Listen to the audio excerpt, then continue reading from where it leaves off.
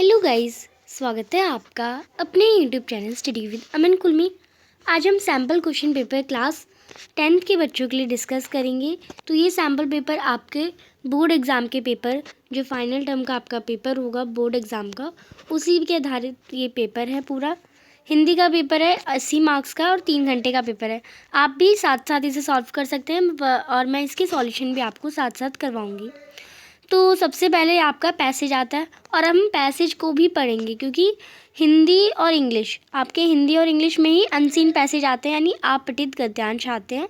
तो पैसेज में क्योंकि ये आपको 5 नंबर 10 नंबर ऐसे नंबर के क्यों आते हैं, अब ये ज़्यादा नंबर के आ रहे हैं तो थोड़े टिपिकल भी हो जाते हैं।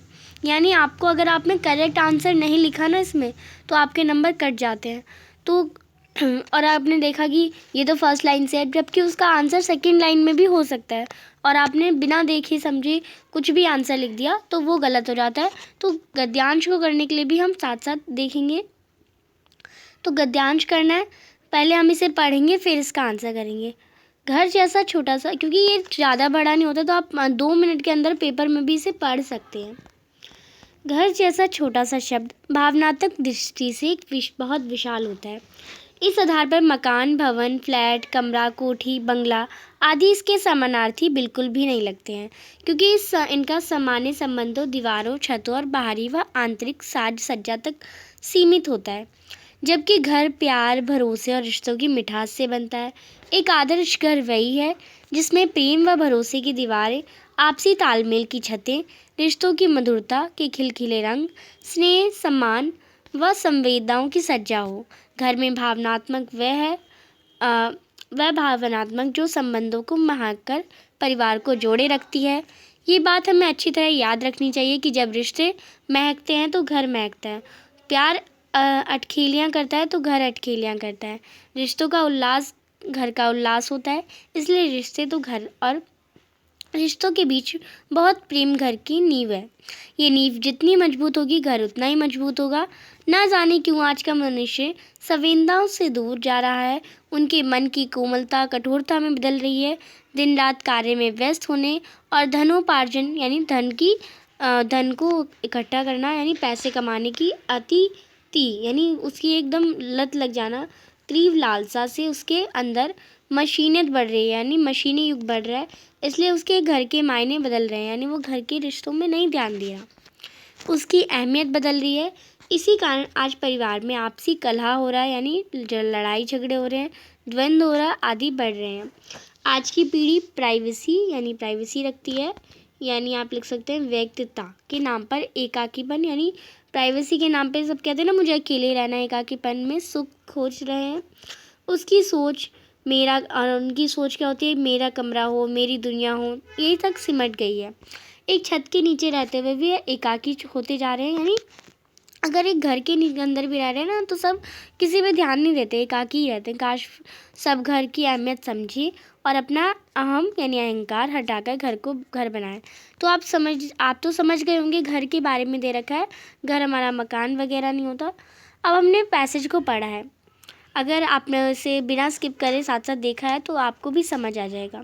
तो इसके आधारित प्रश्न है, भावनात्मक दृष्टि से घर जैसे छोटे शब्द की विशालता से निहित है प्रेम, विश्वास, नाताओं का माधुर्य व संवेदना, आकर्षक बनावट, सुंदर लोग और विभिन्न। तो सुंदर लोग ऐसा तो कुछ हमने नहीं पढ़ा था।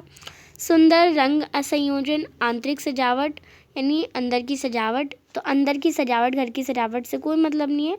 स्नेह, सम्मान, सरसता, संवेदनाएं, संपन्नता व साज सज्जा। तो आप इसमें हमारा पहला कथन सही है और यहाँ पे हमारा 4th कथन भी सही है। तो कथन 1 सही है हमारा, कथन 1 और 2 वाला तो करेक्ट नहीं है, तो ये वाला गलत हो जाएगा। गा में हमारा कथन 2 और कथन 3, तो कथन 2 और 3 तो गलत ही है, तो ये भी गलत हो जाएगा हमारा। फिर इसमें हमारा कथन 3 और कथन 4, तो इसमें कथन 3 गलत है पर 4 सही है, पर ये भी गलत हो जाएगा। तो इसमें का ऑप्शन आपका कथन का सही हो जाएगा। नेक्स्ट देखते हैं हम नेक्स्ट क्वेश्चन। सामान्य रूप से मकान, भवन, फ्लैट, कमरा, कोठी आदि शब्दों का संबंध किससे होता है? हृदय की भावनाओं से, वैभव और समृद्धि से, स्थानीय सुविधाओं से, बनावट या सजावट। तो दिल की भावना से तो नहीं होता, ये वैभव से नहीं होता, स्थानीय सुविधाओं से नहीं होता, बनावट से, सजावट से। हम फ्लैट कहते हैं कि ये मेरा बड़ा मकान है, फ्लैट है, भवन है, तो घ ऑप्शन हो जाएगा।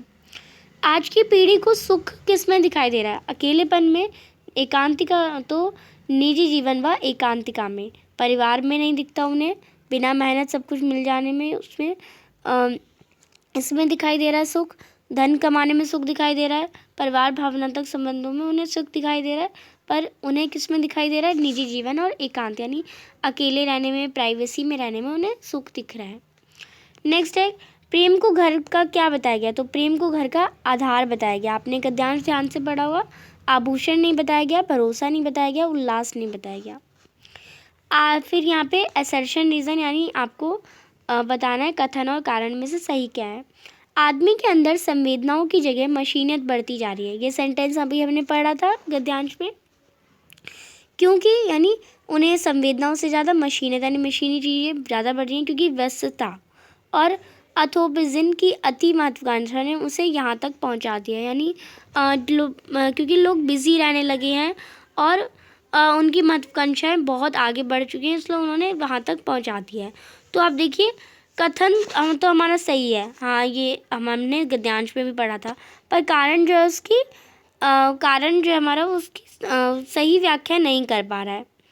कथन सही है पर कारण उसकी सही व्याख्या नहीं कर पा रहा,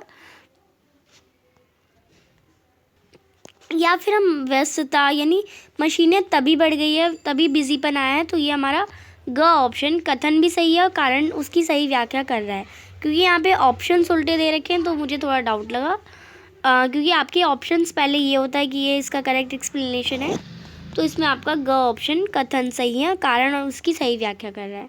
अब जो दूसरा प्रश्न हमें पोएम के आधार पर दे रखा है, इस पोएम को आपको पढ़ना है, छोटी सी है, इसे भी पढ़ लेते हैं। पोएम यानी पद्यांश। सच हम नहीं, सच तुम नहीं, सच है महज संघर्ष ही। संघर्ष से हटकर जिए तो क्या जिए हम या कि तुम। जो नत हुआ वह मृत हुआ, जो व्रत से झरकर कुसुम। जो पंथ भूल रुका नहीं, जो हार देख झुका नहीं। जिसने मरण को भी हो जिया जीत, जीवन वही। सच हम नहीं, सच तुम नहीं, सच है महज संघर्ष ही। ऐसा करो जिससे ना प्राणों में कहीं जड़ता रहे, जो है जहाँ चुपचाप अपने आप से लड़ता रहे।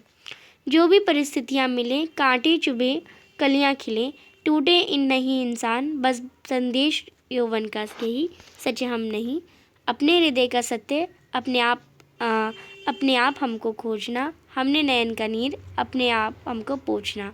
आकाश सुख देगा नहीं, धरती पसीजी है कहीं, हर एक राही को भटक कर ही दिशा मिलती रही। सच हम नहीं। अब इस कविता में आपको भाव जो इतने दे रखे थे उसे कथन को पढ़कर आपको बताना है कौन सा सही है। प्रतिकूलता के विरुद्ध जूझते हुए बढ़ना ही जीवन की सच्चाई है।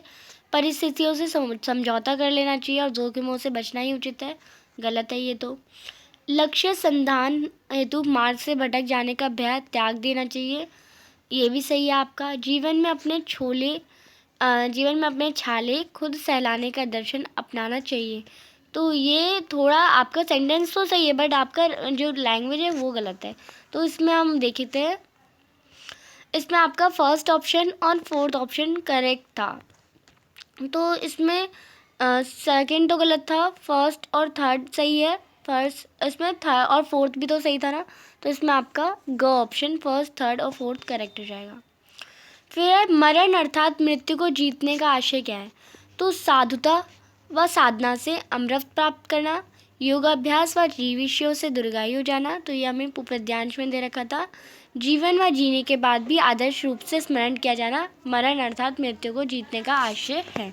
यानी मृत्यु से भी जीत जाए आप, यानी जब जीवन के बाद भी आपके आदर्श आपके विचारों को लोग याद रखें, आपको बार बार याद करें, तो उसे आपको स्मरण करें, वो हम मृत्यु से भी जीत जाते हैं। नेक्स्ट है आकाश सुख देगा नहीं, धरती पसीजी है कहीं, का अर्थ क्या है? तो इसमें इसका मतलब है यानी जुझारू बनकर, यानी इसका साफ साफ अर्थ है यानी आपको आसमान सुख नहीं देगा, आपको धरती सुख नहीं देगी, आपको अपना सुख किससे लेना है? खुद से लेना है। अपने दुखों से किससे लड़ना? खुद को लड़ना यानी जुझारू बनकर स्वयं ही अपने जीवन के दुख को दूर करना है आपको। तो इसमें आपका ग ऑप्शन आ जाएगा। अपने आप से लड़ने का अर्थ है अपने आप से लड़ना यानी अपने आप को मारना नहीं, अपनी दुर्बलताओं को अनदेखी ना करके उन्हें दृढ़ता से दूर करना। फिर है युवा व्यवस्था हमें सिखाती है कि क्या सिखाती है युवा व्यवस्था हमें? स्वयं को चैतन्य, गतिशील, आत्मालोचक व आशावादी बनाए रखें, सही है। और सजग रहें, जीवन में सभी कठिन परिस्थितियां उत्पन्न ही ना होने दें, ये गलत है। अगर उत्पन्न हो रही है तो हम उसका सामना करें, ये होता। सुख दुख उतार चढ़ाव को भाग्यवादी बनकर स्वीकार करना नहीं, यानी हाँ, तो ये भी हमारा थोड़ा बहुत करेक्ट है। पर युवा व्यवस्था हमें दिखाती है कि ये हमारी युवा व्यवस्था नहीं सिखाती। प्रतिकूल परिस्थितियों का आगे घुटने ना टेके बल्कि दो हाथ करें। तो यस, फर्स्ट और फोर्थ आपका ऑप्शन करेक्ट है। आप देखिए फर्स्ट सेकंड करेक्ट नहीं है, फर्स्ट फोर्थ करेक्ट है, तो खा ऑप्शन आपका करेक्ट हो जाएगा। अब आपका जो पेपर है उसमें दो पद्यांश तो दो आएंगे। पद्यांश आपको पहला वाला करना है या दूसरा वाला करना है? अगर आपको पहला वाला नहीं आ रहा है, कोई एक क्वेश्चन भी नहीं आ रहा ना उसमें से, तो दूसरा वाला कर लीजिए अगर उस दूसरों के सारे आते हैं। तो यहाँ पे हम अथवा वाला भी कर लेते हैं। फसल किसान के कच्चे अधपके सपनों की लहलाती आस है, ये उसके हृदय की गहराइयों में अंकुरित एक विश्वास है। ये विश्वास है दही हुई दीवार की चिनाई का, 18 पार कर चुकी बेटी की सगाई का, परचूनियों की उधारी चुकाने का, मन के सपनों को नए परिधान पहनाने का। इसी विश्वास को सलामती के लिए ये मूंदता है आंखें, दिन में ना जाने कितनी बार और दुआएं प्रेषित करता है ऊपर तक। भरोसे और आशंका की रस्साकशी में ना जाने कितनी बार वह जागता है नींद से और जगा देना चाहता है उस परमात्मा को भी जिसके बारे में वह सुनता आया है सभी कुछ उसके हाथ ही है। और इसलिए जब फसल सौंधियाती है, असल में किसान के सपने सौंधियाते हैं और फसल घर आ जाने पर सपने पक जाते हैं। तो ये पोएम बेसिकली फसल पर थी। फसल को किसाने के कच्चे अधपके सपनों को की लहलाती आस कहने का क्या कारण है? तो जो फसल है वो देखकर बैंकों में सस्ते ब्याज पर ऋण सरलता से मिल जाना, तो ये तो नहीं रीज़न है। रीज़न हमारा है फसल से किसान के स्वप्न की समृद्धता, यानी जो फसल है उसी से किसान की जो सपने होते हैं वो पूरे होते हैं, क्योंकि उससे वो पैसा कमा सकता है और एक भावनात्मक लगाव हो जाता है। तो सेकंड करेक्ट है। फसल से जुड़ी निराई, सिंचाई, कटाई, भंडारण आदि के सपने देखना, तो ये भी नहीं है। फसल से ही अपने जीवन की जरूरी इच्छाओं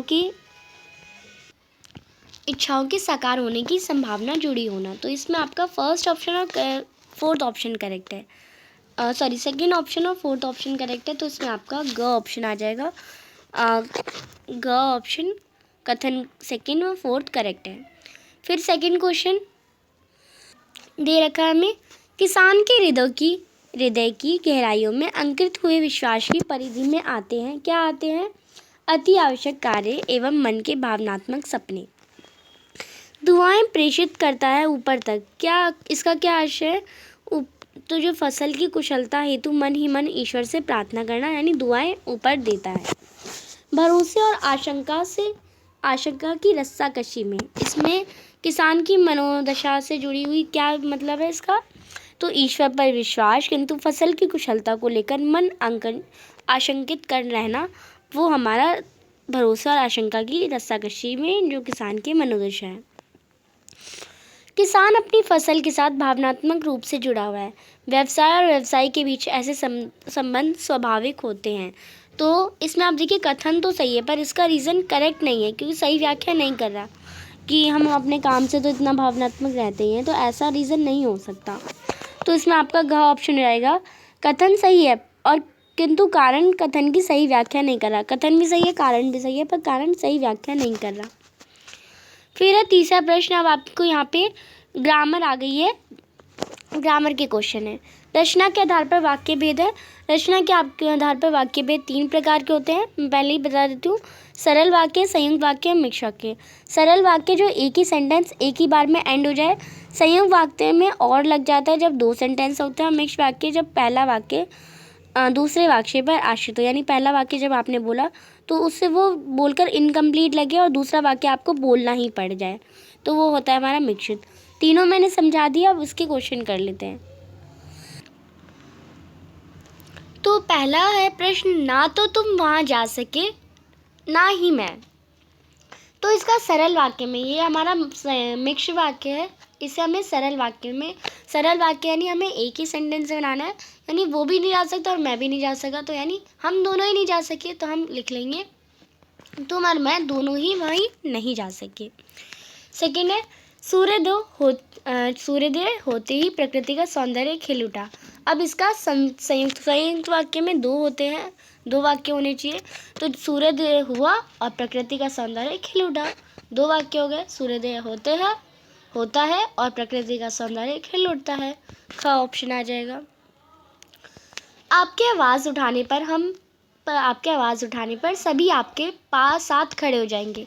इसका मिक्स वाक्य क्या हो जाएगा, यानी इसका मिक्स वाक्य बताना है। मिक्स वाक्य यानी आश्रित वाक्य।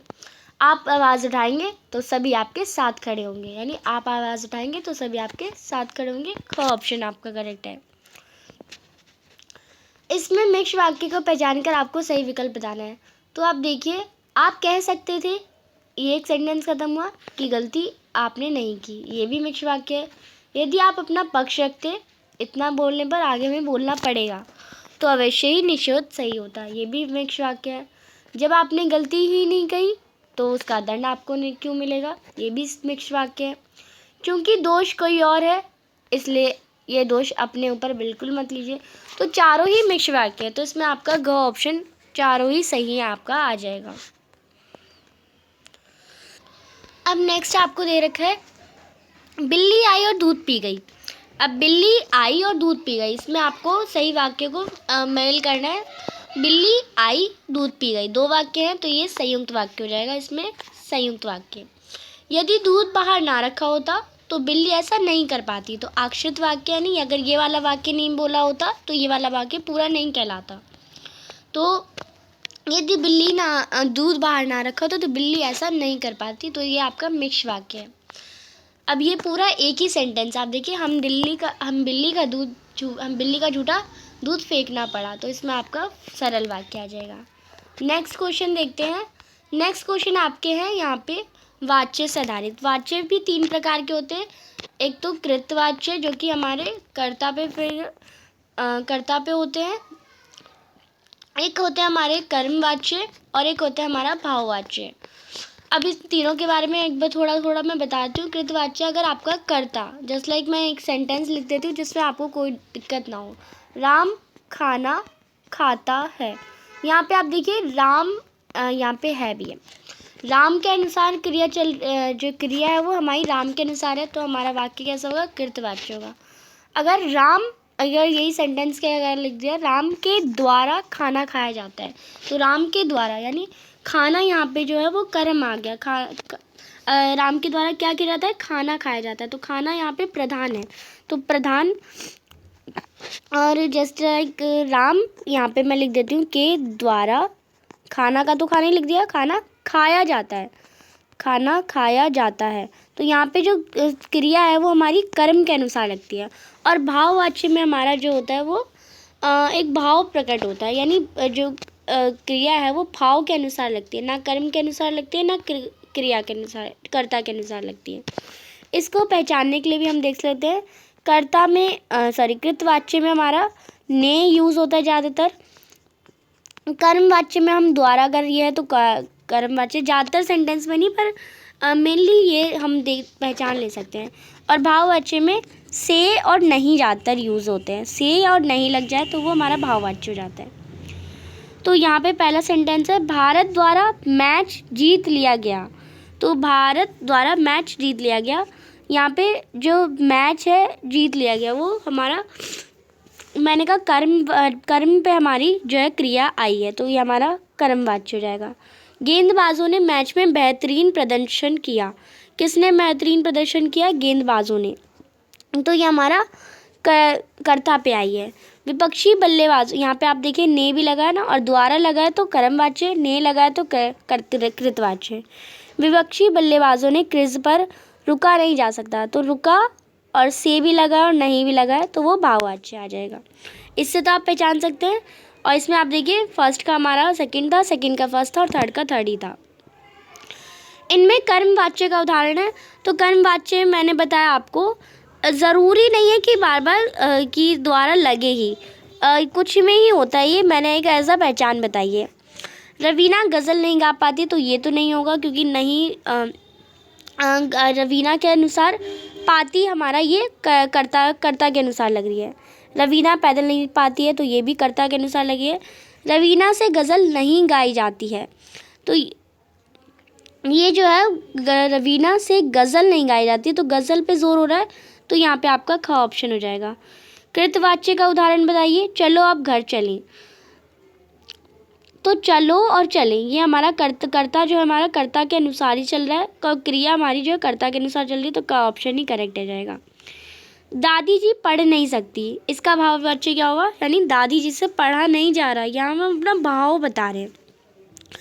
या दादी जी से पढ़ा नहीं जा सकता, दादी जी से कुछ भी नहीं पढ़ पाएंगी, ये तो गलत हो जाएगा। दादी जी से पढ़ा नहीं जा सकेगा, ऐसा भी नहीं है। दादी जी से पढ़ा नहीं जा सकता, तो ये हमारा करेक्ट है। बिना सहारे बूढ़ी माँ से अब चला नहीं जाता, इसका कर्तवाच्य बनाना है। ये भाववाच्य आपको कर्तवाच्य बनाना है, यहाँ पे आपका कर्ता प्रधान होगा। तो बिना सहारे बूढ़ी माँ अब चल नहीं पाती हैं, तो इसमें आपका खा हो जाएगा। अब यहाँ पे पद परिचय दे रखा है। पद परिचय हम पद को देखते हैं, उसके अलावा हमें कुछ और नहीं देखना होता। सेंटेंस को देखिए मत देखिए, वो मैटर नहीं करता। हरियाली शब्द है, हरियाली शब्द हमारा भाववाचक संख्या है, ये तो हमें देखते ही पहचान लेनी चाहिए संख्या कौन सी है। अगर किसी व्यक्ति का नाम होता तो हमारी व्यक्तिवाचक संख्या, कहीं जाति से रिलेटेड क्लास वगैरह ऐसा नाम होता तो जातिवाचक होती। यहाँ पे हरियाली भाव वगैरह से है, तो हमारी भाववाचक संख्या है। तो ये सबसे पहले, अब यहाँ पे आप देखिए जातिवाचक संख्या और ये दोनों ऑप्शन तो कलेक्ट हो गए। भाववाचक संख्या का और खा में है। हरियाली हमारी स्त्रीलिंग में, दोनों में स्त्रीलिंग है। अब हरियाली यहाँ तो नहीं है, तो ये एक वचन है, हरियाली एक वचन है, हरियालियाँ होता तो बहुवचन, तो का ऑप्शन आपका करेक्ट हो जाएगा।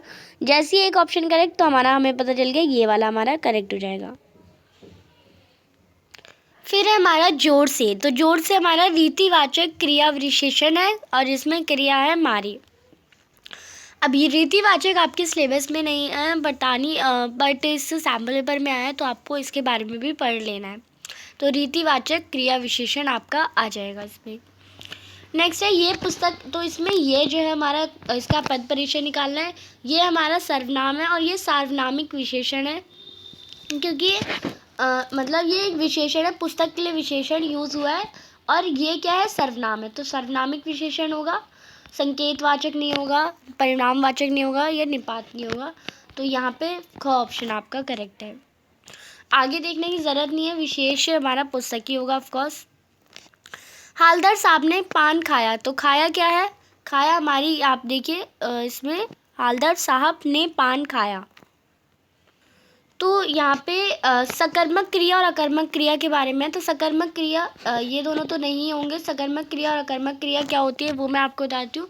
सकर्मक क्रिया जिसमें हम कर्म से, मतलब हमारा जो कर्म है उसकी कुछ कमी होती है या कुछ बढ़ता है, उसके बारे में देखते हैं। अकर्मक क्रिया जो है हमारा सीधा कर्ता से रिलेटेड होती है, कर्ता पे कोई प्रभाव पड़ता है, पर सकर्मक क्रिया में कर्म में कोई प्रभाव पड़ता है। तो आप देखिए पान खाया, यानी पान खत्म, अगर खाएंगे तो खत्म हो जाएगा ना, तो वो सकर्मक क्रिया हो जाएगी, यानी कर्म पे प्रभाव पड़ रहा है। कर्म हमारा क्या है, पान है, भूतकाल का है क्योंकि खाया है, और कृतवाच्य है, तो इसमें आपका ख ऑप्शन करेक्ट हो जाएगा। नेक्स्ट है यहाँ पे 5th क्वेश्चन, कुछ लड़के बाहर खेल रहे हैं, चाय में कुछ पड़ा है, यानी कुछ हमारा इसका कुछ का आपको पद परिचय बता रहे हैं। तो कुछ हमारा सबसे पहले पहला कुछ के लिए हम यूज़ करेंगे कुछ लड़के हैं, तो हम लड़के को गिने नहीं है, तो ये अनिश्चित संख्यावाचक विशेषण हो जाएगा, सर्वनाम नहीं है, सार्वनामिक विशेषण नहीं है, परिणामवाचक नहीं है, तो ऑफकोर्स यही ग ऑप्शन आपका करेक्ट हो जाएगा। नेक्स्ट अलंकार आपको बताना है। अर्थ पहला है, अर्थ बिना कब पूर्ण है शब्द सकल जग काज। तो यहाँ पे आप देखिए जब भी तो अर्थ का जो शब्द है हमारा वो 3 चीज़ों के लिए यूज़ हुआ है, शब्द, सकल और जग काज। तो जब एक शब्द के 3 अर्थ निकले तो वो हमारा श्लेष अलंकार होता है, तो इसमें आपका श्लेष अलंकार आ जाएगा। कैसे कुलुषित प्राण हो जाए, मानो मन पाषाण हो जाए। तो जब श्लेष अलंकार नहीं होगा, उत्प्रेक्षा अलंकार हो जाएगा, क्योंकि उत्प्रेक्षा अलंकार की पहचान होती है मनु मानो जनु जानो। यानी जो किसी सेंटेंस में मनु आ जाए, मानो आ जाए, जनु आ जाए, जानो आ जाए, इसमें क्या आ गया, मानो आ गया, तो ये उत्प्रेक्षा अलंकार हो जाएगा। मानवीकरण होता है जो इसमें मानव के और अतिशयोक्ति जो बढ़ा चढ़ा के बोला जाता है। इधर उठाया धनुष, क्रोध में चढ़ाया उस पर बाण, धरा सिंधु नभ कापे, सहसा विकल हुआ जीवों के प्राण। यानी यहाँ पे धनुष उन्होंने चढ़ाया कि वो पे उनके सर भी कट गया, नभ काप भी लगा और उसके प्राण भी खत्म हो गए। तो जस्ट धनुष उठाने से तो कुछ इतना कुछ होना नहीं लगा, तो ये बढ़ा चढ़ा के बोला, तो ये अतिशयोक्ति घ आपका हो जाएगा। एक दिवस सूरज ने सोची छुट्टी ले लेने की बात, सोचा कुछ पल सकूंगा, मिलेगा चलने दो धरती पर रात। यानी इसका मतलब है एक बार सूरज ने छुट्टी लेने की सोची कि मैं कुछ मुझे सुकून के पल मिलेंगे और धरती पर हमेशा रात चलेगी। तो ऐसा तो हो नहीं सकता, नहीं सूरज तो छुट्टी नहीं ले सकता ना, सूरज इंसान तो ना कि छुट्टी ले लेगा। तो ये यहाँ पे सूरज की तुलना मानव से करी गई है कि छुट्टी कौन लेता है, मानव लेता है, तो ये मानवीकरण हो जाएगा। 5वां, कहती हुई अंतरा के नेत्र जल से भर गए, हिमकणों से पूर्ण मानो हो गए पंकज। तो मैंने कहा था जब भी मानो, मनु, जानो, जनु और ऐसे वर्ड्स आ जाए तो वो उत्प्रेक्षा अलंकार होता है, तो इसमें आपका 5th ऑप्शन आ जाएगा। नेक्स्ट 7th क्वेश्चन है। यहाँ पे फिर आपका एक पैसेज आएगा जिसमें भी MCQ क्वेश्चन ही होंगे, इस आपको पढ़ना है और क्वेश्चंस के आंसर करना है। ये तो आपके चैप्टर से ही है, तो आप पढ़ लेते हैं। कुछ नहीं पूछ पाए हालदार साहब, कुछ पल चुपचाप खड़े रहे, फिर पान के पैसे चुकाकर जीप में आ बैठे, रवाना हो गए। बार बार सोचते क्या होगा उस कौम का जो अपने देश की खातिर घर गृहस्थी जीवन जिंदगी का सब कुछ होम देने वालों पर भी हंसती है और अपने लिए बिकने के मौके ढूंढती है। दुखी हो गए 15 दिन बाद, फिर उसी कस्बे से गुजरे।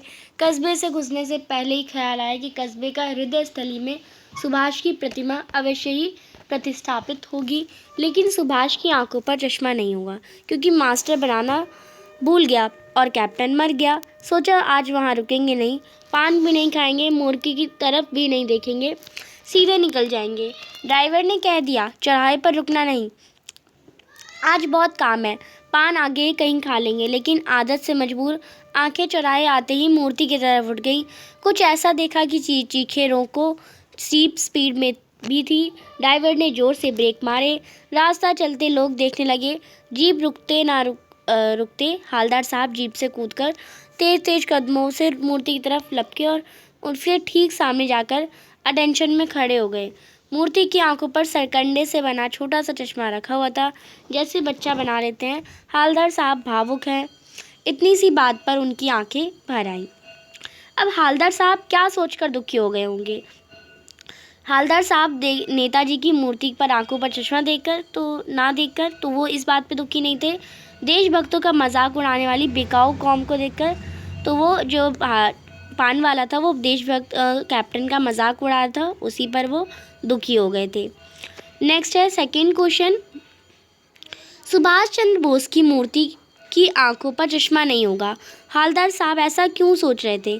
तो मूर्तिकार मास्टर की भूल और कैप्टन की मृत्यु के कारण, यानी सुभाष चंद्र बोस की मूर्ति पर आंखों पर चश्मा इसलिए नहीं हुआ क्योंकि मूर्तिकार ने तो बनाने वक्त भूल गया और कैप्टन की मृत्यु भी हो गई, अब चश्मा कौन लगाएगा। नेक्स्ट है हालदार साहब की आदत से मजबूर आंखों ने क्या किया, ऑफकोर्स उन्होंने चौराहे पर आते स्वाभाविक मूर्ति की ओर उठ गई, तो इसमें आपका गा हो जाएगा।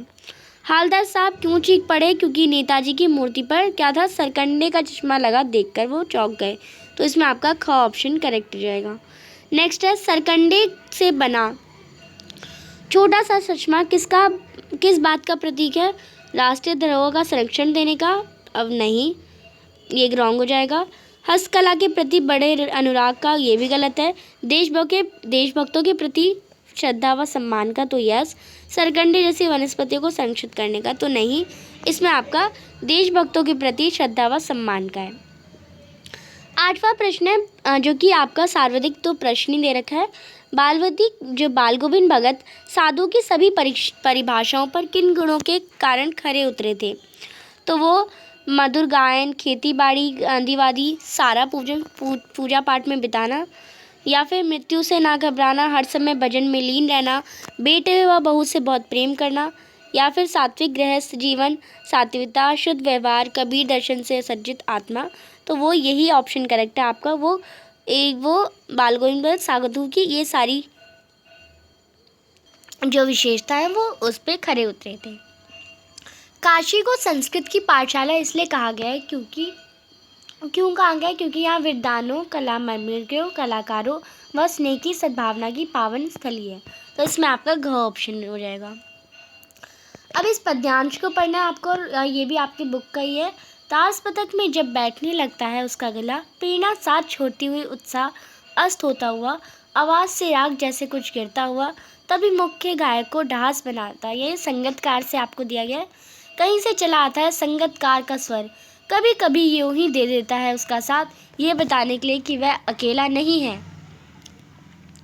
और फिर से गाया जा सकता है गाया जा चुका राग, और उसकी आवाज़ में जो एक हिचक साफ सुनाई देती है या अपने स्वर को ऊंचा ना उठाने की कोशिश, उसे विफलता नहीं, उसकी मनुष्यता समझा जाना चाहिए। अब यहाँ पे इसी से प्रश्न है, तार सप्तक से जब बैठने लगा उसका गला।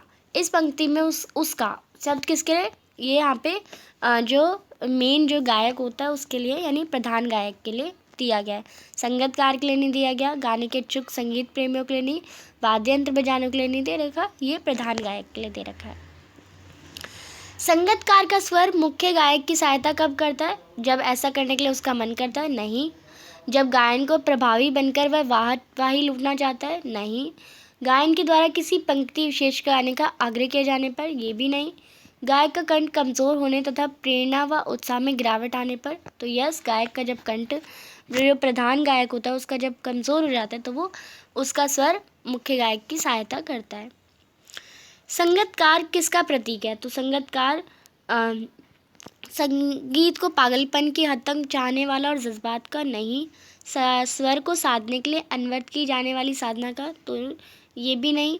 किसी की सफलता में निस्वार्थ सहयोग करने की भावना का? तो यस, संगीतकार हमें यही सिखाते हैं कि हमें किसी की सफलता में निस्वार्थ सहयोग करने की भावना रखनी चाहिए। यानी हम अगर कोई बढ़ रहा है तो हम उसकी अगर हेल्प कर सकते हैं उसके बढ़ने में तो हमें करनी चाहिए।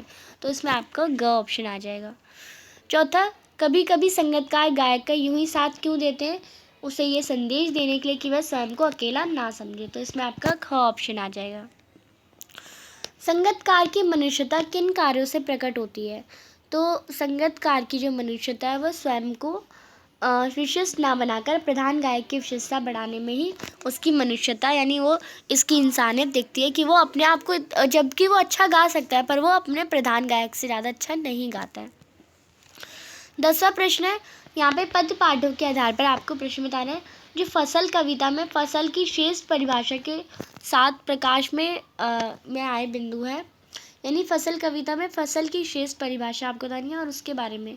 तो ये कृषि संस्कृति, जैविक खेती को प्रोत्साहन, कृषि विज्ञान की समझ द्वारा खेती? नहीं। पर्यावरण संरक्षण, उपभोक्तावाद, प्रकृति और मनुष्य के संबंध? नहीं। कृषि संस्कृति से निकटता, प्रकृति और मनुष्य से संयोग में सृजन? तो इसमें आपका ग ऑप्शन करेक्ट हो जाएगा। और कर्मवाद और भाग्यवाद वगैरह भी नहीं होगा। नेक्स्ट है, गोपियों को उद्धव का शुष्क संदेश पसंद न आने का मुख्य कारण क्या था? तो गोपियों को उद्धव के कठोर वचन, तो उद्धव ने कठोर वचन तो नहीं बोले थे। उद्धव की वाक्पटुता की कमी, उसने अच्छे से तो नहीं बताया था। हृदयहीन था, यानी उसका हार्टलेस था वो, ये भी नहीं था। गोपियों का प्रेम मार्ग के स्थान पर ज्ञान मार्ग को पसंद करना, तो नहीं, गोपियाँ प्रेम मार्ग को कैसे छोड़ सकती थी, ये तो नहीं था।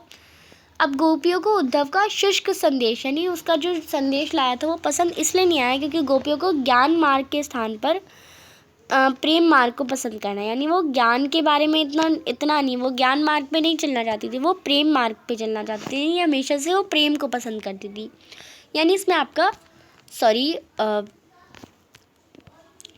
घ ऑप्शन जो है वो करेक्ट हो जाएगा। आप इस पर घ पे टिक कर लेंगे। तो ये वीडियो हो चुकी है बहुत लॉन्ग, और अब हम इसमें जो खंड का जो सेक्शन बी है इसके क्वेश्चन आंसर्स जो आपके पेपर्स में बहुत इम्पॉर्टेंटली आते हैं वो हम अपनी नेक्स्ट पार्ट 2 में डिस्कस करेंगे। तो चैनल को अभी तक सब्सक्राइब नहीं किया है तो प्लीज़ चैनल को सब्सक्राइब ज़रूर करें और आगे की जो आपका ईमेल लेखन वगैरह है वो भी हम इसी सैम्पल पेपर में कंप्लीट करेंगे पार्ट 2 में। तो चैनल को सब्सक्राइब करें और वीडियो को शेयर ज़रूर करें ज़्यादा से ज़्यादा दोस्तों के साथ। इसी से जैसी वीडियोस अगर आप ज़्यादा से ज़्यादा लाइक करेंगे, दोस्तों के साथ शेयर करेंगे तो पार्ट 2 जल्दी से जल्दी अपलोड हो जाएगा। Thanks for watching you, bye bye guys.